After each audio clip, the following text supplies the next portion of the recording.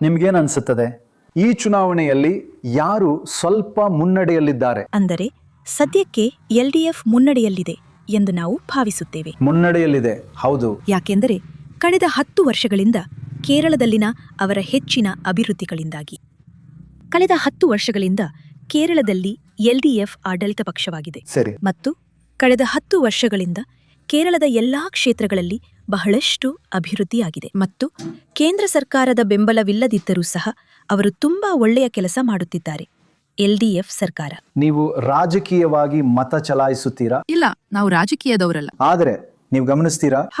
ಹೌದು, ನಾವು ಗಮನಿಸುತ್ತೇವೆ ಮತ್ತು ನಾವು ವಾರ್ತಾಪತ್ರಿಕೆಗಳನ್ನು ಓದುತ್ತೇವೆ ಮತ್ತು ನಂತರ ನಾವು ಟೆಲಿವಿಷನ್ ಸುದ್ದಿಗಳನ್ನು ನೋಡುತ್ತೇವೆ. ಹಾಗಾಗಿ ಅದು ಕೇರಳದಲ್ಲಿ ಒಂದು ದೊಡ್ಡ ವ್ಯಾಪಾರ. ಟೆಲಿವಿಷನ್ ಸುದ್ದಿ ವಾಹಿನಿಗಳು ಕೇರಳದಲ್ಲಿ ಒಂದು ದೊಡ್ಡ ವ್ಯಾಪಾರ. ಹೌದು ಹೌದು. ಹಾಗಾಗಿ ಹೌದು, ನಾವು ಬಹಳಷ್ಟು ವಿಷಯಗಳನ್ನು ನೋಡುತ್ತೇವೆ ಮತ್ತು ನಾವು ಗಮನಿಸುತ್ತೇವೆ. ಖಂಡಿತವಾಗಿಯೂ ನಾವು ಗಮನಿಸುತ್ತೇವೆ. ಅಂದ್ರೆ ವಯನಾಡಿನಲ್ಲಿ ಕೂಡ ಸರ್ಕಾರ ನಿಜವಾಗಿಯೂ ಒಂದು ಸಂಪೂರ್ಣ ಟೌನ್ಶಿಪ್ ಜನರಿಗಾಗಿ, ಯಾರು ನಿಜವಾಗಿಯೂ ಮನೆಯನ್ನು ಕಳೆದುಕೊಂಡರೋ ಪ್ರವಾಹದಿಂದಾಗಿ. ಹೌದು. ಹಾಗಾಗಿ ಸರ್ಕಾರ ನಿಜವಾಗಿ ಕೊಡ್ತು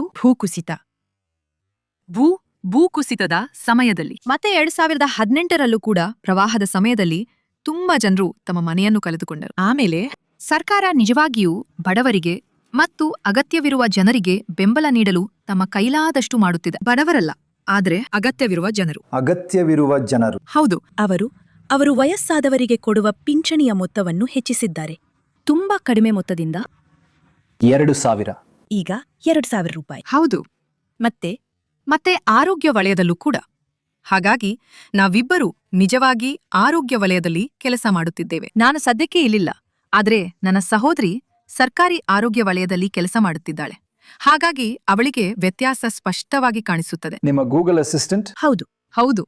ತುಂಬಾ ಒಳ್ಳೆಯದು. ಆದ್ದರಿಂದ ಅವಳು ಸ್ಪಷ್ಟವಾಗಿ ನೋಡಬಹುದು ಆರೋಗ್ಯ ಕ್ಷೇತ್ರದಲ್ಲಿ ಅಭಿವೃದ್ಧಿ ಆಗುತ್ತಿದೆ. ಹೌದು. ವಲಯವು ಒಂದು ಪ್ರಚಂಡ ಸುಧಾರಣೆಯನ್ನು ಕಾಣುತ್ತಿದೆ. ಕಳೆದ 10 ವರ್ಷಗಳ ಅವಧಿಯಲ್ಲಿ ನಮ್ಮ ಡಿರಾಮ್ ಪ್ರಾಜೆಕ್ಟ್ಗಳ ಪ್ರಕಾರ ಅವರು ಉತ್ತಮ ಮೂಲಸೌಕರ್ಯದೊಂದಿಗೆ ಉತ್ತಮ ಸರ್ಕಾರಿ ಆಸ್ಪತ್ರೆಗಳನ್ನು ನಿರ್ಮಿಸುತ್ತಿದ್ದಾರೆ. ಮತ್ತು ಕಳೆದ 10 ವರ್ಷಗಳಲ್ಲಿ ಸೇವೆಗಳು ಕೂಡ ಬಹಳಷ್ಟು ಸುಧಾರಿಸಿವೆ. ನಿಜವಾಗಿ ಈ ಸರ್ಕಾರವು ಉತ್ತಮ ಕೆಲಸ ಮಾಡುತ್ತಿದೆ. ನಿಜವಾಗಿ ನಾನು ಇಲ್ಲಿ ಕೆಲಸ ಮಾಡುತ್ತಿದ್ದೇನೆ. ನಾನು 2014ರಿಂದ ಸರ್ಕಾರಿ ಸೇವೆಯಲ್ಲಿ ಕೆಲಸ ಮಾಡುತ್ತಿದ್ದೇನೆ. ನಾನು ಸರ್ಕಾರಿ ಸೇವೆಗೆ ಸೇರಿದಾಗ ಅದು ಬೇರೆ ಸರ್ಕಾರವಾಗಿತ್ತು. ಯುಡಿಎಫ್ ಸರ್ಕಾರ ಅಧಿಕಾರದಲ್ಲಿತ್ತು ಮತ್ತು ಆ ಸಮಯದ ವ್ಯತ್ಯಾಸ ನನಗೆ ಗೊತ್ತು. ಮತ್ತು ಈ ಸಮಯದ ಮತ್ತು ಇದು ಒಂದು ಪ್ರಚಂಡ ಸುಧಾರಣೆ. ಆರೋಗ್ಯ ವಲಯ ಸೇರಿದಂತೆ ಎಲ್ಲಾ ವಲಯಗಳಲ್ಲಿಯೂ ಅಪಾರ ಸುಧಾರಣೆಯಾಗಿದೆ. ವಿಶೇಷವಾಗಿ ತುಂಬಾ ಸುಧಾರಣೆ ಇದೆ. ಮತ್ತು ಆಮೇಲೆ ಅತ್ಯಂತ ಮುಖ್ಯವಾಗಿ ಈ ಪ್ರಸ್ತುತ ಸರ್ಕಾರದ ಅವಧಿಯಲ್ಲಿ ಅವರು ವಾಸ್ತವವಾಗಿ ಕಳೆದ 10 ವರ್ಷಗಳಿಂದ ಆಡಳಿತ ನಡೆಸುತ್ತಿದ್ದರು. ಹೌದು. ಹಾಗಾಗಿ ನಮ್ಮೆಲ್ಲರಿಗೂ ತಿಳಿದಿದೆ, ಈ ಸಮಯದಲ್ಲಿ ನಾವು ಒಂದು ಭೂಕುಸಿತ ಮತ್ತು ಆಮೇಲೆ ಒಂದು ಪ್ರವಾಹ ಮತ್ತು ಆಮೇಲೆ ಕೋವಿಡ್ ಅನ್ನು ವಾಸ್ತವವಾಗಿ ಎದುರಿಸಿದ್ದೇವೆ.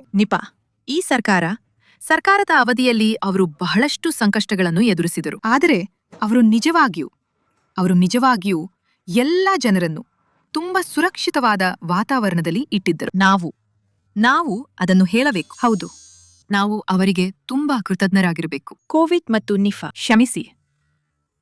ಅಂದರೆ ವಾಸ್ತವವಾಗಿ ಶ್ಲಾಘಿಸಲಾಯಿತು. ನಿಫಾ ಸೋಂಕು ಹರಡಿದಾಗ WHOನಿಂದ ಕೂಡ ಕೇರಳವನ್ನು ಒಂದು ಮಾದರಿಯಾಗಿ ತೆಗೆದುಕೊಳ್ಳಲಾಗಿದೆ. ಕೋವಿಡ್ ಸಮಯದಲ್ಲಿ ಕೂಡ ದೆಹಲಿಯಲ್ಲಿ ಹಾಗಾಗಿ ಆಮ್ಲಜನಕ ಮತ್ತು ಇತರೆಲ್ಲವೂ ಸಿಗದೆ ಬಹಳಷ್ಟು ಜನರು ಸಾಯುತ್ತಿದ್ದರು. ಆದರೆ ನನಗೆ ಒಂದು ವಿಷಯ ಹೇಳಿ, ಇತ್ತೀಚಿನ ಸ್ಥಳೀಯ ಸಂಸ್ಥೆಗಳ ಚುನಾವಣೆಯಲ್ಲಿ ಪಂಚಾಯತ್ ಅಥವಾ ಅವರು ಚೆನ್ನಾಗಿ ಮಾಡಲಿಲ್ಲ, ಅದಕ್ಕೆ ಕಾರಣವೇನು?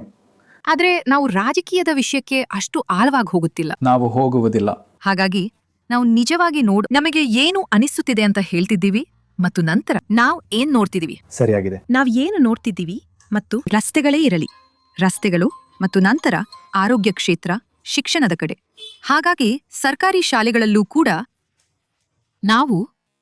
ನಾವು ನಿಜವಾಗಿ ಇಬ್ಬರೂ ಸರ್ಕಾರಿ ಶಾಲೆಗಳಲ್ಲಿ ಓದಿದ್ದೇವೆ. ಹಾಗಾಗಿ ಸರಿ, ನಮ್ಮದೇ ಸರ್ಕಾರಿ ಶಾಲೆಯನ್ನು ಈಗ ನಾವು ನಿಜವಾಗಿ ಗುರುತಿಸಲು ಸಾಧ್ಯವಿಲ್ಲ.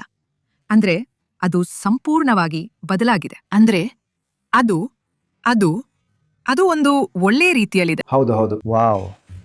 ವಾವ್. ಹಾಗಾಗಿ ಹೌದು, ಕೇಳಿ ತುಂಬಾ ಖುಷಿ ಆಯ್ತು. ಶಿಕ್ಷಣ ಮತ್ತು ಆರೋಗ್ಯ ತುಂಬಾ ಸುಧಾರಿಸಿದೆ. ಶಿಕ್ಷಣ ಮತ್ತು ಆಮೇಲೆ ಧನ್ಯವಾದಗಳು. ನಿಜವಾಗಿಯೂ ಜನರು ತುಂಬಾ ಸ್ಪಷ್ಟವಾಗಿದೆ. ದೇವರು ನಿಮಗೆ ಒಳ್ಳೆಯದು ಮಾಡಲಿ. ಧನ್ಯವಾದಗಳು. ತುಂಬಾ ಧನ್ಯವಾದಗಳು.